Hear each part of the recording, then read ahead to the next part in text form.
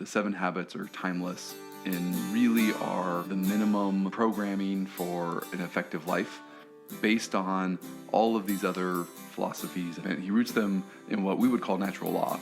He calls them principles.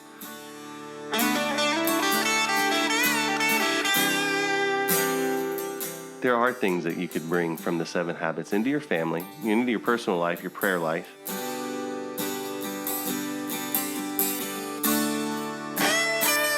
What do you want people to say at your funeral?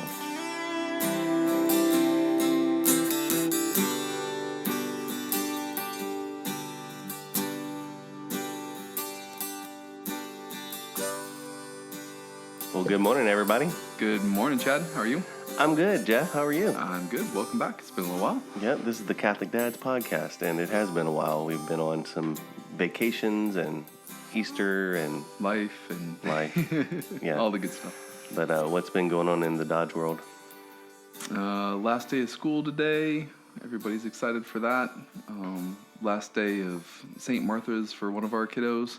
Oh, wow. We'll be making the homeschool transition next year. Oh, nice. That's pretty exciting. So we'll have three out, and then a new one starts. So we'll have 3 out and 2 in. So. Oh, man. Yep. So that'll be fun. That's cool. Yep. Little one's super excited to be going to school, and she's probably going to be the first one that runs off happy to be there and not look back. You know, all the other ones, there was tears and gnashing of teeth and homesickness and the whole thing when they went off to school. But she's ready. She's got her backpack and her lunchbox and the whole thing. So it should be fun. Should be fun. That's going to be awesome. Looking forward to it. But then the summer hits in June.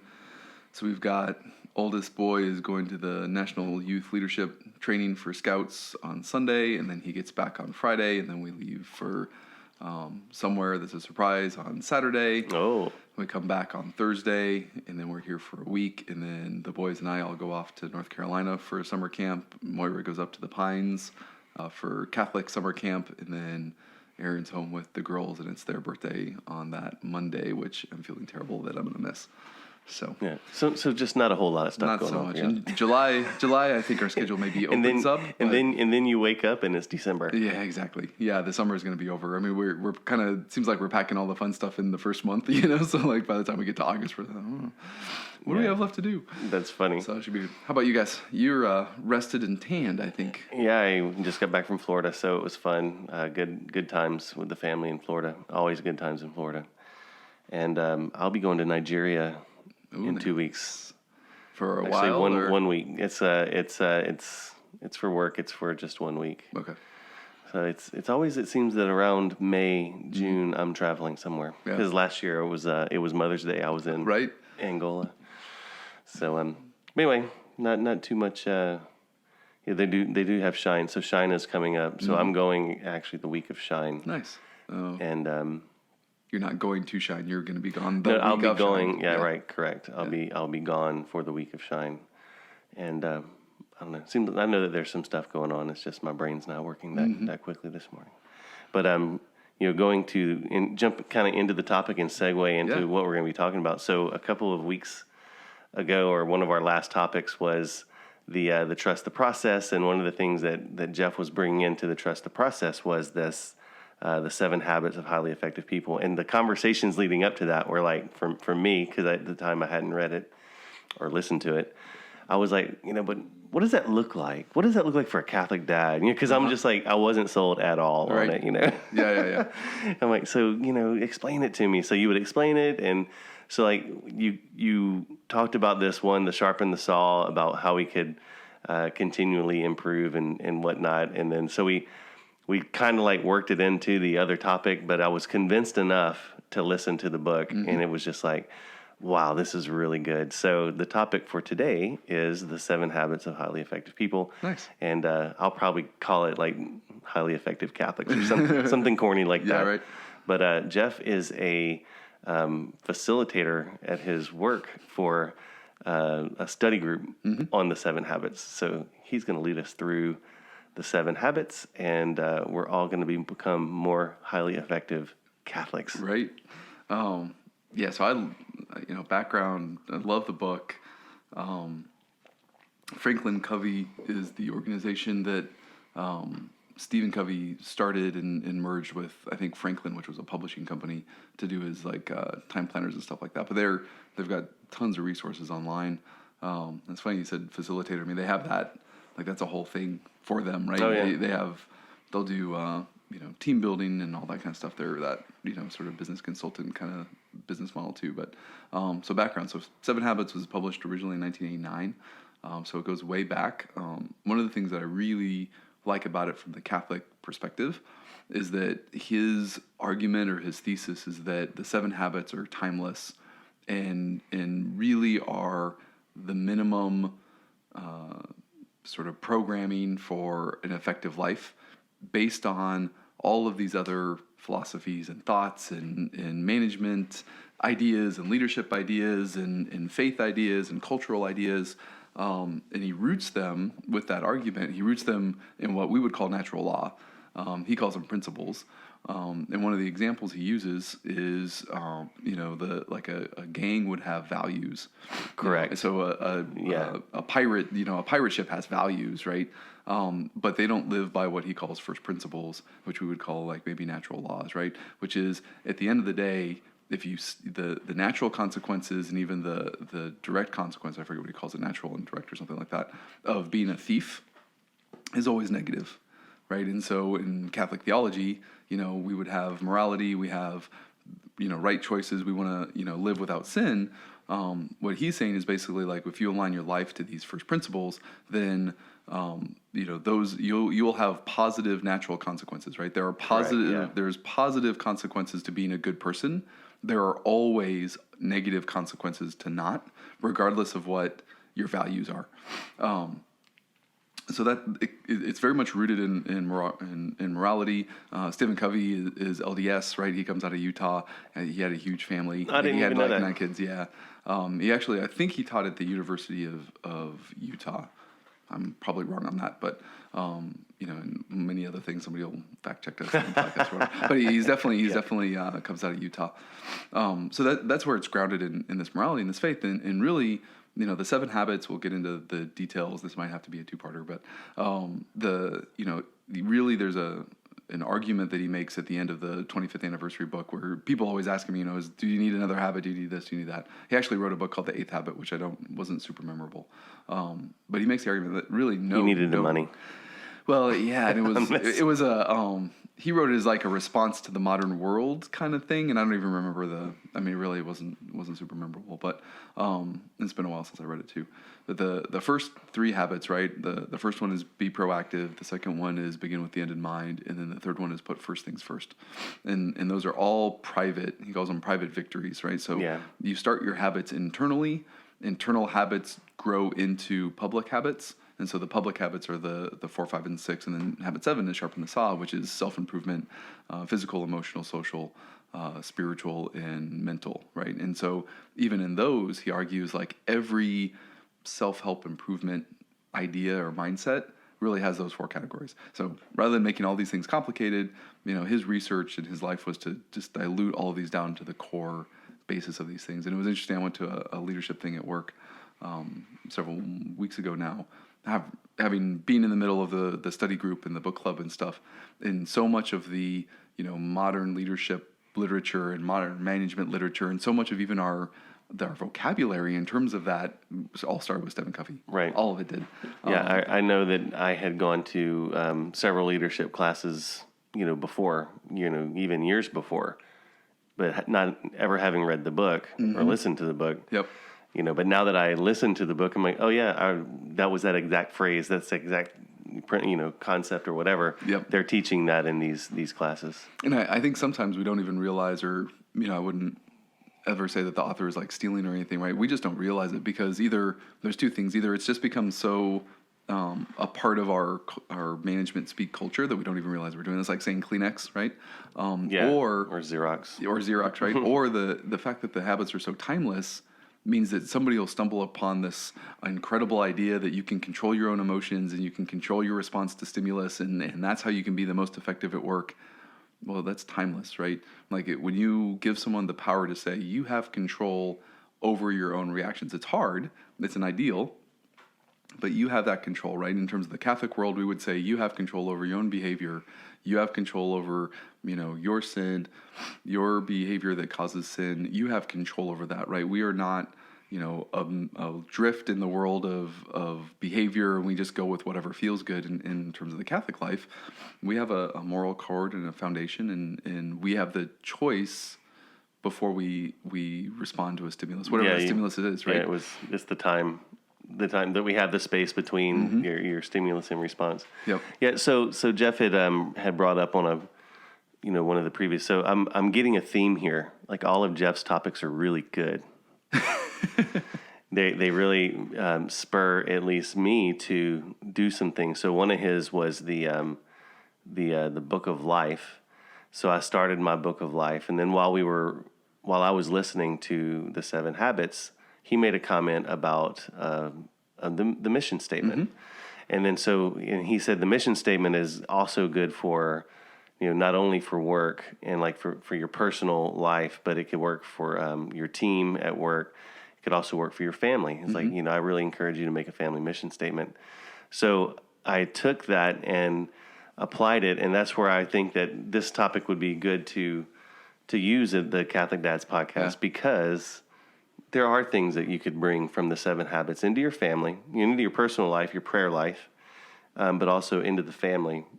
So maybe what we could do today, and it's a meaty topic, but maybe what we could do today is like just go over like the habits one by one, sure, and just have like a real quick like what it is, and then how you could apply it to the faith life. Sure. So again, so you just mentioned that the first 3 are like the private victories. So those really can be applicable to the faith life. So throw us out number 1. So they all first work. habit. They all work in concert together, and Stephen Covey makes this argument too. The first 3 habits. The first one is be proactive, which proactive is a word that's just in our vocabulary now, and I don't know if it started with him or not. But be proactive means that there's a couple different ways to go about that. The primary one, though, is this idea that you have a gap between stimulus and your response. So as a Catholic dad, your kid drives you crazy, you don't have to fall back into previous habits, right? The extreme example there would be, alcoholism or, abuse or something like that. We have the choice, right? And you can see all of the people throughout history that have come from terrible circumstances, that have made choices through their lives and have been heroes, in the faith or in the culture, have done amazing things. And so the idea of be proactive, and that's why it's the first habit, right, is you have control over your response. You also have control over your emotions. And so that's a really hard thing to do. But we don't let people impact our emotions. We have a control over that because we're human, right? We're the only creatures God has created that has that power, right? We have the ability to reflect on our own thoughts. Yeah. No other creature can do that. God has given us that gift. So that's the first one. And there's also an idea called the circle of influence and the circle of concern. The really effective people work within their circle of influence. And if they do that, their influence grows. So, the one I always use is like global warming. Okay, seriously, there's not a lot that we can do about it, even if it's real, right? I'm not going to stop driving my car. So that's in my circle of concern, barely, right? Because I'm not super concerned about it. But as an analogy, it works. Yeah. So, there's not a lot you can do about it. So you can spend your entire life worrying about this phantom that may or may not ever happen, and you waste all the opportunities to be a good dad, a good worker, a good student, whatever, right? Your circle of influence is the things you can't control. So that's the idea of proactivity, is to recognize the things that you can influence and go after those, put all your energy into those, but then don't, waste too much time on the circle of concern, right? So that's habit 1. Habit 2. Well, real quick, let's not move off of habit 1 yet. So be proactive. So you mentioned one of the issues that you could do, or one of the ways that you could apply that to your life, is how you maybe react to your children. Mm-hmm. But also, I think it's a way of saying, like, I can't remember how he phrased it, but it was like, you're in control of you're in control of what happens to you. Mm-hmm. So like, in other words, like you don't give the power right.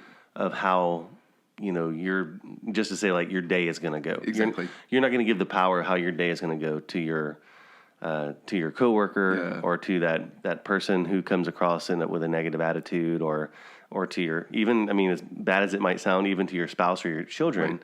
you're not going to give the power to them, to anybody else, to control your life of how you're going to, react. So it's like, so for me, the habit one was very telling in saying, okay, if you have a situation that you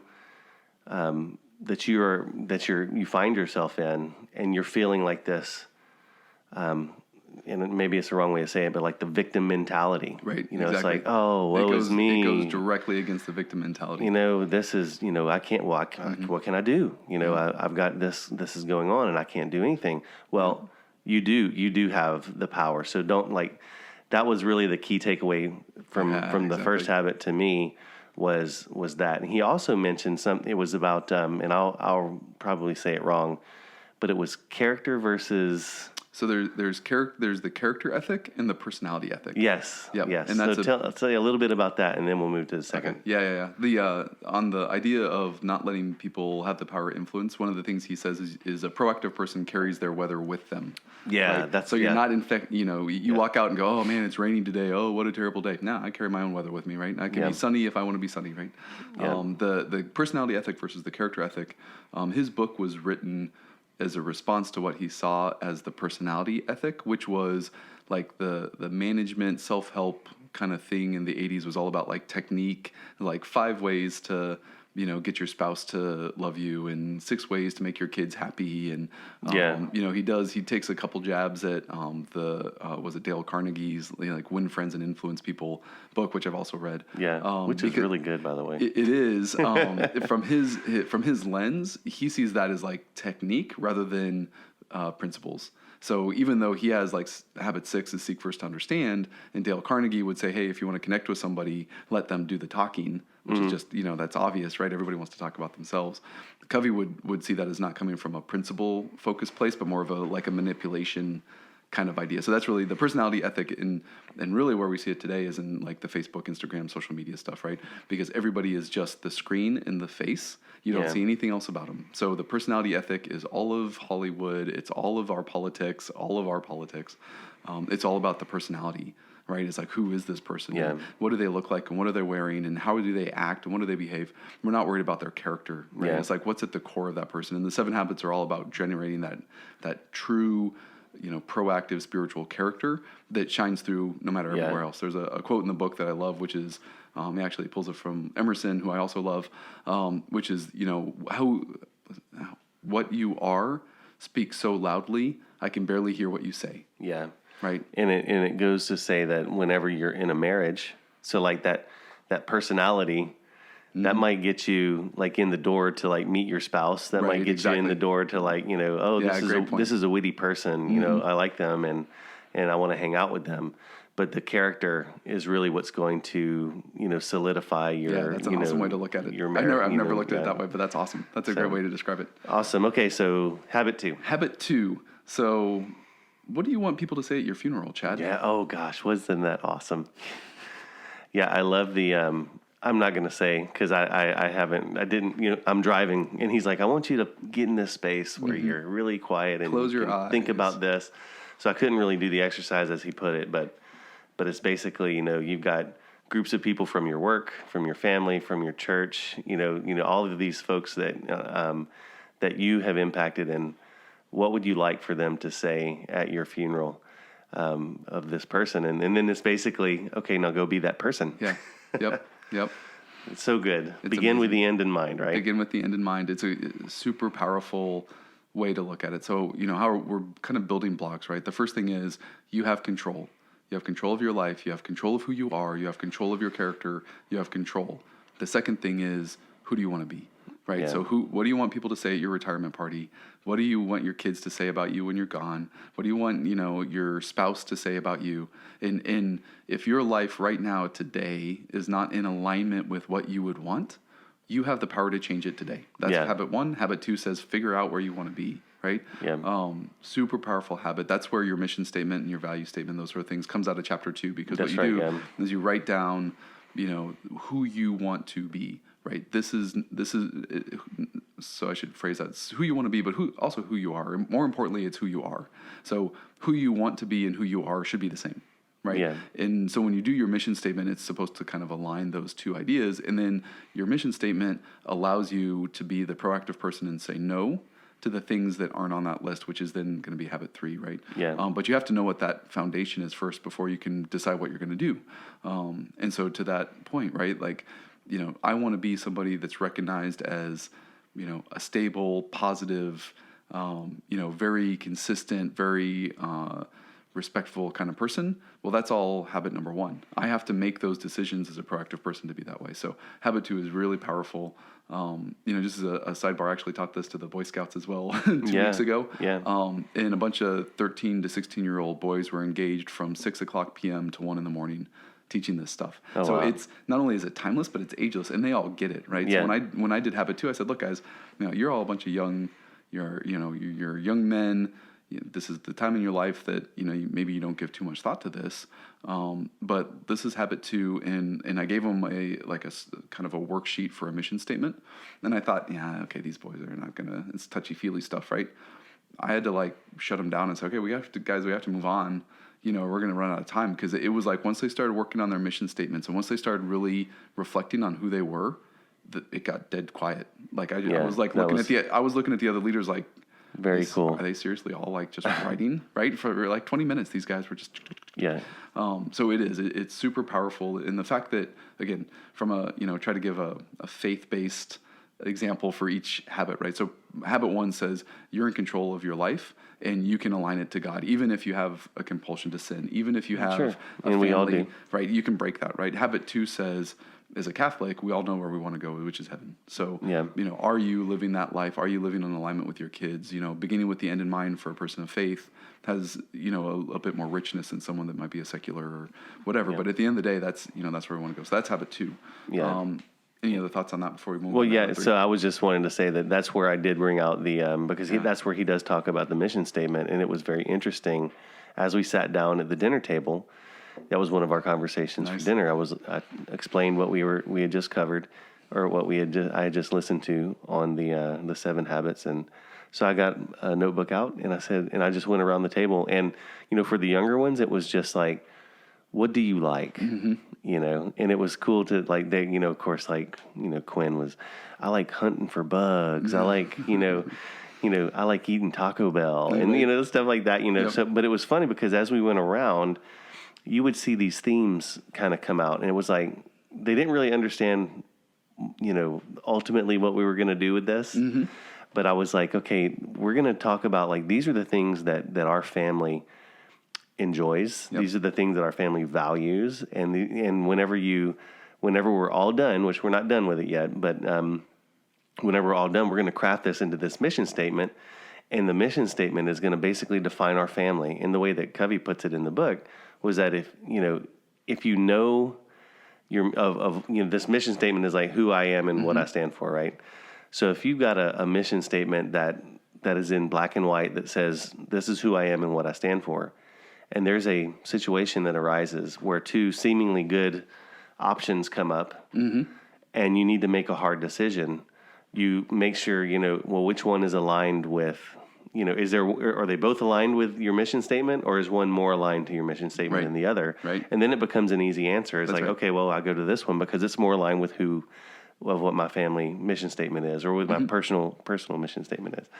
So it was neat though, because some themes started coming out. So themes for us is food. We love food. And it's funny because as we talked about it yesterday, we do so much as a family around a dinner table. Right. We really do. And that's one of the things that I'm proud of personally, because, growing up, we always, at my mom and dad's, we always had dinner at the dinner table. Mm-hmm. And when we were first married, before kids, and then even after, when Evan was first born, it wasn't anything for us to be eating dinner, in front of the TV at the coffee table. And I don't know when we made the transition, but, we eventually were like, no, let's eat dinner around the dinner table. And so a lot of the things that we do, it's all around the dinner table. We have dinner table conversations. Mm-hmm. That's, who's the best Avenger? Is it DC or is Marvel, or is Star Wars versus, whatever. And great conversations happen around the dinner table. That's so awesome. It was funny that even though they listed it as food, I'm like, well, it's not really food. You know, I mean, when you It's think the about camaraderie and it's what happens around the dinner table. So that was one, and like outdoors, and obviously like friends and family and stuff like that. So I encourage everybody out there listening to make a family mission statement. You know, get engagement, and it's a great conversation piece. You know, if you're sometimes there's people, I know that sometimes I think this way. It's like, gosh, you know, what do you talk about? You know, what's something that we could really engage in? This is a great thing to engage in conversation around the dinner table. And there's lots of tools and things out online as well. You know, so I found, I mean, it took me 20 minutes and I found a great, very, you know, laid out worksheet that kind of gave you a draft. At the end, you had a draft that was kind of like an ad libs kind of thing, but at least, you know, it gets you started and then you can build from there. The way that you did it is fantastic. Like, let's just talk about what we like and then see what themes come out. So, so that was awesome. Okay. So third habit. So third habit, is put first things first. So once you have the mindset of I have control of my life, I'm not a victim, I will not be blown by the winds, but I will set my own course. Then deciding what that course is habit 2, right? Where am I going? Where's my destination? And you trim the sails and you set the course for that. Habit 3 then is what you were talking about, which is putting first things first. So once you've got that established, then you're able to make the choices of life that are what define how we end up and where we go, right? So putting first things first is saying, you know what, gosh, you know, guys, I'm not going to be able to go out tonight because we've got this family thing that's more important. Or, you know, and just like you were saying, any big decision is alignment with, you know, natural law, which is what we say as Catholics. And then, of course, the family mission statement. Who do we want to be as a family? What do we want to spend our money on? What do we want to spend our time on? You know, what do we want to consume? What do we want to, you know, do together? And, you know, for example, putting first things first is like eating around the dinner table means that there's an opportunity cost to that, which is other stuff, right? And for your family, and I would say probably for most families, the opportunity cost is much lower than having a family meal together, all sitting around and talking and having a good time, right? But that's really where that goes to. And then so there's that is the kind of the foundation of that habit. That habit in actuality or in practice is going to be your time management habit. So first things first means at the start of your week, you plan the week. You don't plan by day. You plan the week. So that gives you enough flexibility to get the things done that you need to do. But you look at your roles. So husband, father, employee, roles and coach, goals. You know, and then what would your goals be for the week? And so rather than doing kind of like a checklist, this allows the flexibility to say, okay, by the end of the week, you know, for me as a whatever role you want to put it in, I need to be physically fit and keep myself in good shape. So my goal is to work out 3 times. So 3 times throughout the course of the week, I can move that around, right? Monday, Tuesday, get them in. Wednesday goes crazy. Thursday goes crazy. Well, I'll make sure that I work out Friday so I get my goals in. Rather than saying, you know, I'm working out Monday, Thursday, Friday, and then work thing comes up Thursday, and then I feel like my schedule is out of control and it doesn't belong to me, right? You get that mindset. So habit 3 is all about personal time management. That's the Stephen Covey organization, has planners and day planners and all of these things. It's on my list to buy them. I'm not being proactive about it, but go in and do that as a practice. And it's all about there's a great video. The Art of Manliness is a great Catholic Dad's YouTube channel, podcast, website. He's fantastic.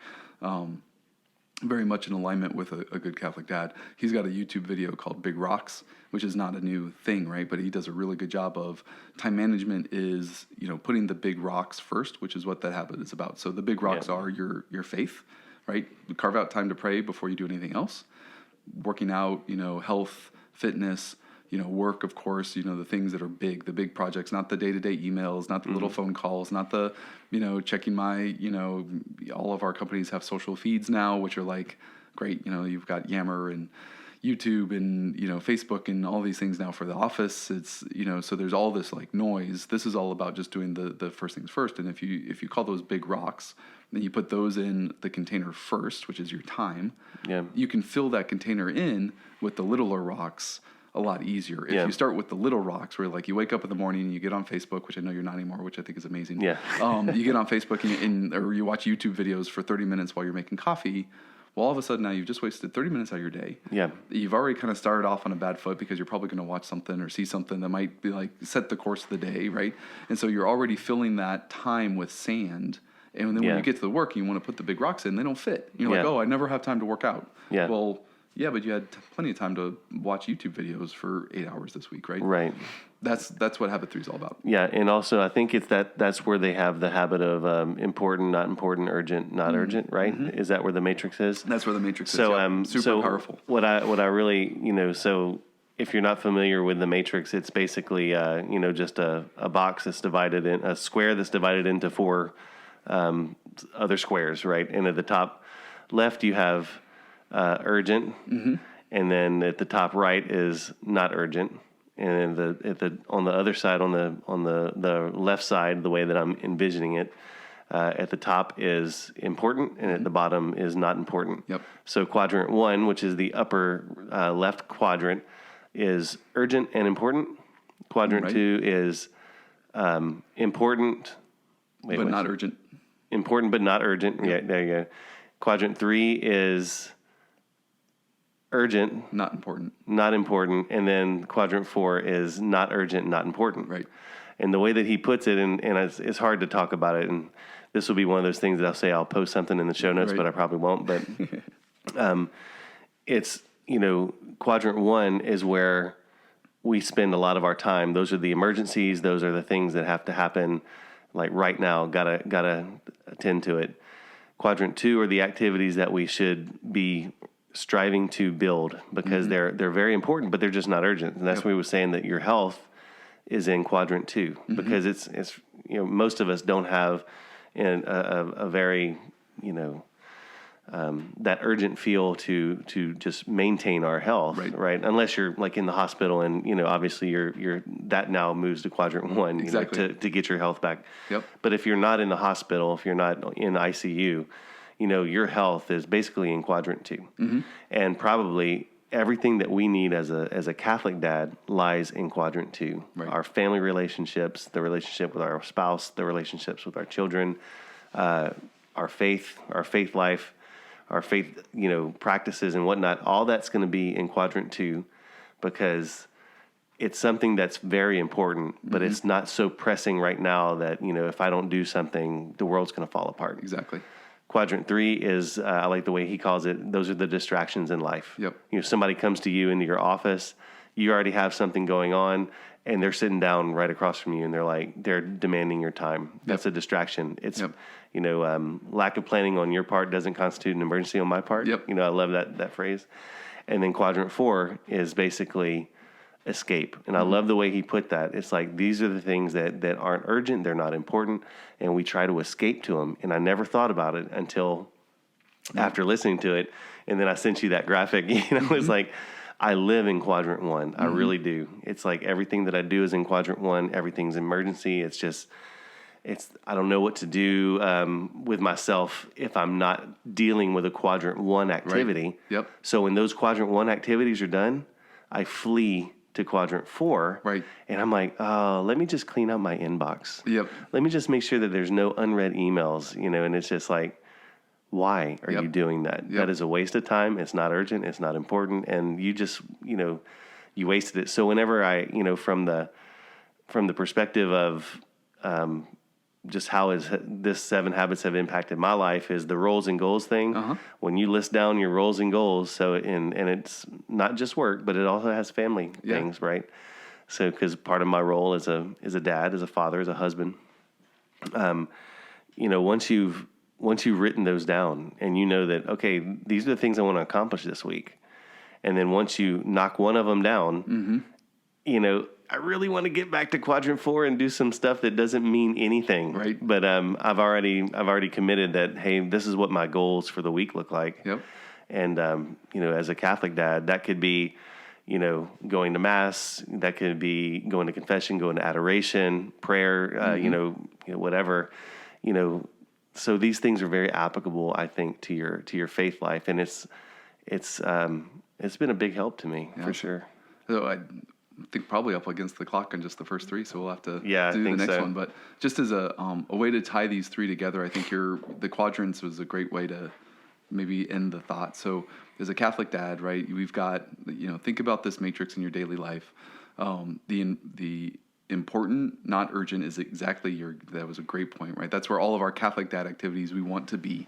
So you can now see how there's 7 habits, but they're completely holistic, right? Yeah. So habit 1 is a Catholic dad says, I'm giving you back the power to live in quadrant 2. You don't have to be a crisis manager. Yes. You don't have to be blown by the winds of your life or your family or where you came from or what your habits are.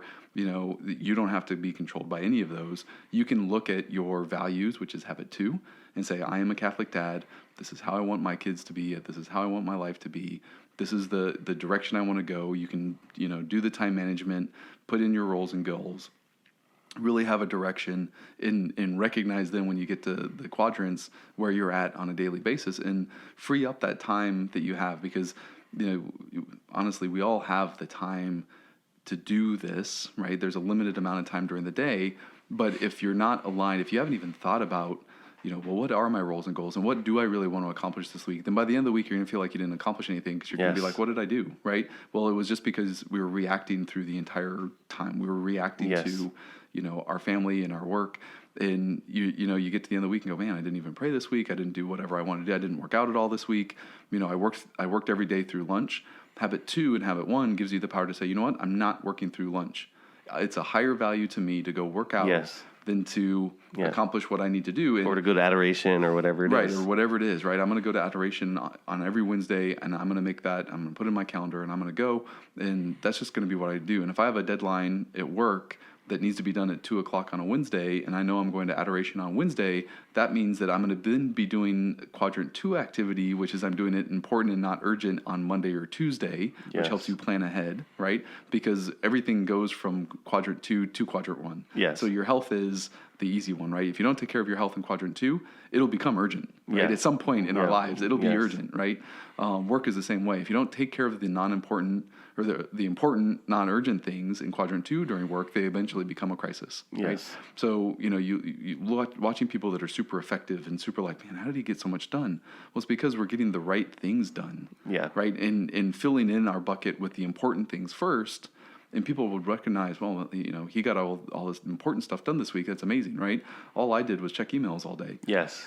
And that's where that whole thing comes from. So it's very holistic. It's a very powerful way of managing your personal life, which is why they're the private victories. Yes. And when you get there, then you can start, it also improves your character. Then you can start branching out into the public victories, which are the next habits and maybe the next podcast. Yeah, we'll definitely talk about it on the next podcast. Yeah. And I guess my parting thought is that that all of this really, for me, it started at Lent with the giving up of social media, which has continued. And I think that you mentioned it, or you talked about it perfectly. When you don't fill your time and start, with this sucking of everything that you have, it just sucks you in, right? You spend hours scrolling social media. Right.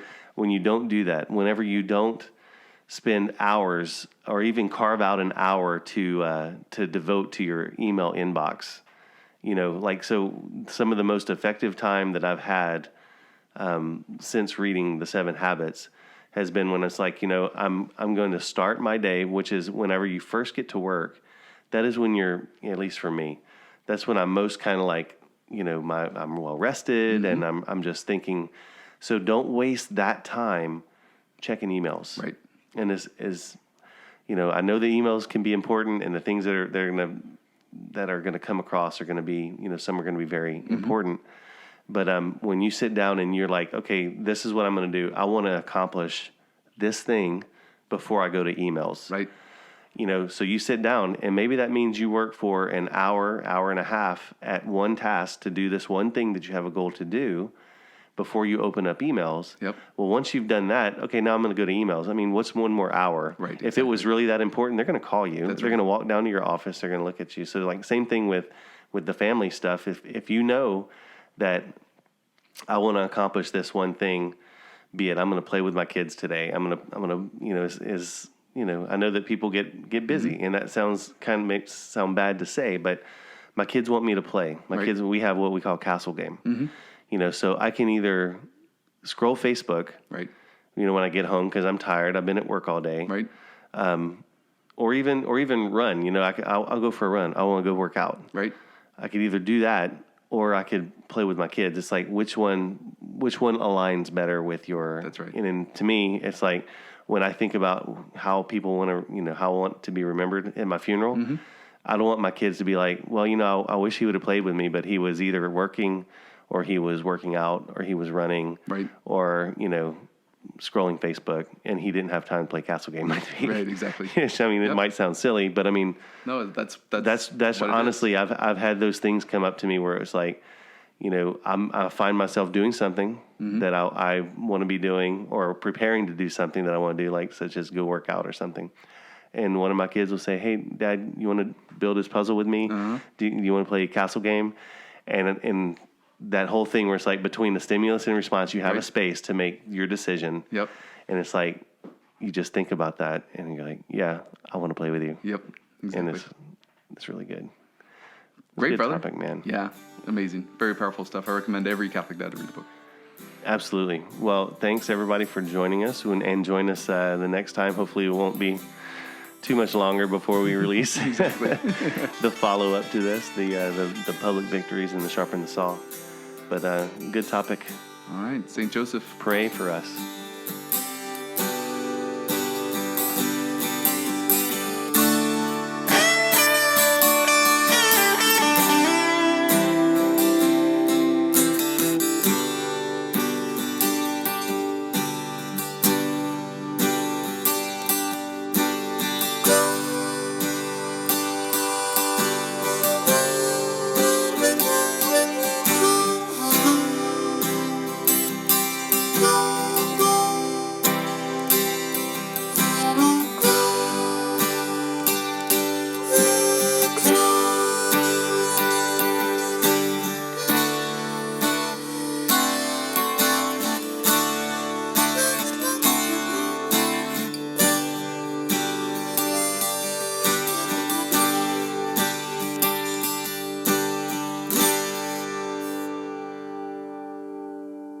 The funny thing was, on the back of the NV, it had the Jesus fish. Uh-huh. It had 9. And I was like, ooh, before we even open up the door. Right, yeah.